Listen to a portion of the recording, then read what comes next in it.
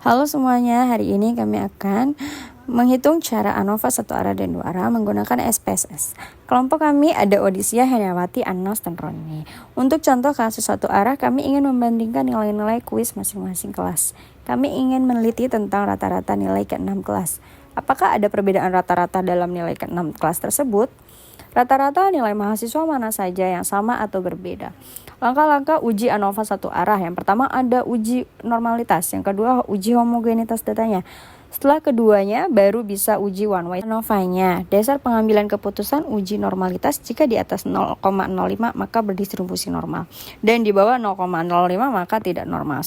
Sebelum ke SPSS kita harus mengkategorikan terlebih dahulu sebagai berikut. 1 untuk kelas A1, 2 untuk kelas A2. Semua disusun ke bawah.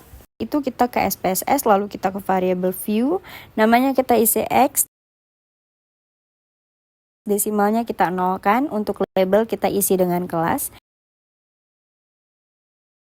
Value kita bisa buat sesuai data 1 untuk kelas A1, 2 untuk kelas A2, dan seterusnya.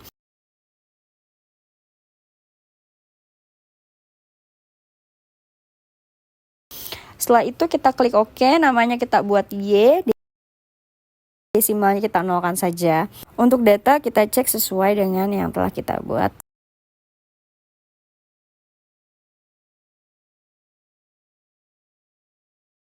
Kita copy paste ke SPSS.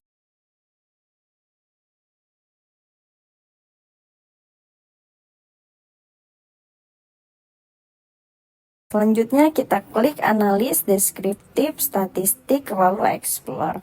Kelas kita masukkan ke vector list, nilai UTS kita masukkan ke dependent list, lalu kita klik plots, nyalakan tes uji normalitasnya. Setelah keluar data SPSS, kita hanya perlu fokus ke tes uji normalitas. Karena semuanya di atas 0,05, maka uji normalitasnya sudah berdistribusi normal. Setelah berdistribusi normal, kita uji ANOVA satu arah. Klik analis, compare mens. One way ANOVA, kelas kita masukkan ke vektor, nilai kita masukkan ke dependent, lalu kita klik post HOC, nyalakan tukainya. Lalu kita klik option, nyalakan deskriptif dan homogenitasnya.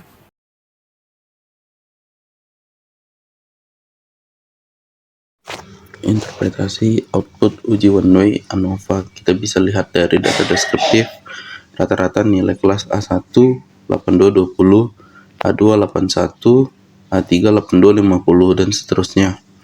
Nilai rata-rata tertinggi ada di kelas A3 dengan nilai 8250. Selanjutnya kita uji homogenitas, hasilnya adalah 0,911, maka 0,911 lebih besar dari 0,05. Berarti data yang kita teliti sudah homogen. Setelah itu kita coba uji ANOVA satu arah. Jika sig lebih besar daripada 0,05, maka data berbeda. Begitu juga sebaliknya, lebih besar dari 0,05 maka rata-rata data adalah sama. Dikarenakan hasil sig kita adalah 0,970 lebih besar dari 0,05, maka nilai rata-rata adalah sama. Selanjutnya mencari kelompok mana saja yang rata-rata nilai sama atau tidak dengan menggunakan post hoc, yaitu rata-rata kelas A1 dengan A2 yaitu 1,200 dengan sig 1 lebih besar dari 0,05, maka kelas tersebut tidak signifikan berbeda. Melihat kesamaan rata-rata nilai bisa kita lihat dari homogeneous subset 0,976 di atas dari 0,05, maka masing-masing kelas tidak berpengaruh secara signifikan. Selanjutnya uji dua arah, kami ingin meneliti tentang perbedaan hasil belajar statistika berdasarkan jenjang pendidikan orang tua dan jenis kelamin. Kemudian, kita ingin tahu, 1. Apakah ada perbedaan hasil belajar berdasarkan jenjang pendidikan orang tua? 2. Apakah ada perbedaan hasil belajar siswa dengan jenis kelamin? 3. Apakah ada interaksi antara pendidikan orang tua, jenis kelamin dengan hasil belajar? Sebelum uji dua arah, kita harus siapkan data terlebih dahulu. 1. Pengkodaan data jenjang pendidikan yaitu 1. SD, 2. SMP, 3. SMA, 4. SMK, 5. S1, 6. S2. 2. Penggodaan jenis kelamin 1 laki-laki, 2 perempuan. Kita lihat contohnya seperti ini.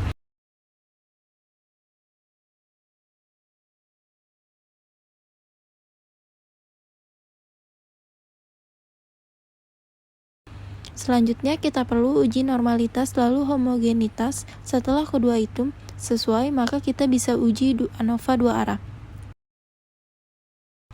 1. Name diisi dengan hasil, desimal kita nolkan, label diisi dengan hasil UTS. 2. Name diisi dengan pendidikan, desimal kita nolkan, label jenjang pendidikan untuk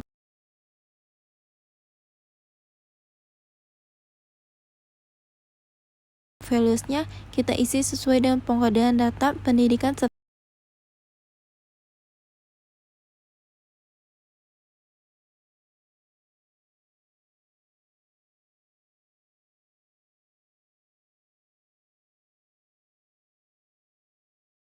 Setelah selesai kita klik OK. 3. Name kita isi kelamin, desimal kita nolkan, label jenis kelamin,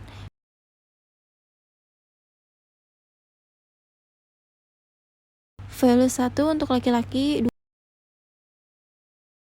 2 untuk perempuan. Setelah selesai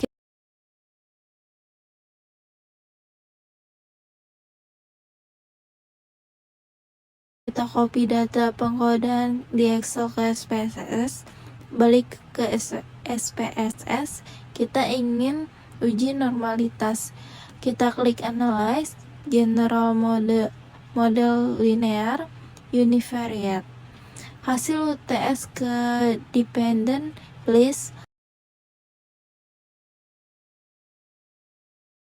sisanya ke Fixed Factor. Lalu kita cari Standardized Residual, kita nyalakan, klik OK.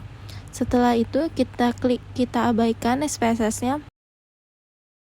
Lanjut kita mau fokus cari nilai-nilai residualnya. Klik Analyze, Descriptive Statistic, Explore Standardized, kita masukkan ke Dependent List, lalu kita klik Plots. Kita nyalakan uji normalitasnya. Setelah itu muncul hasil SPSS. Kita cek ke uji normalitas karena 0,327 lebih besar dari 0,05, maka nilai residual standar normal. Selanjutnya, klik Analyze ke General Linear Model, lalu klik Univariate, klik IM Means, masukkan semua ke Display Means, klik Continue. Klik Save, Standardize, kita matikan. Lalu ke Option, nyalakan Deskriptif dana homogenitasnya, keluar hasil SPSS.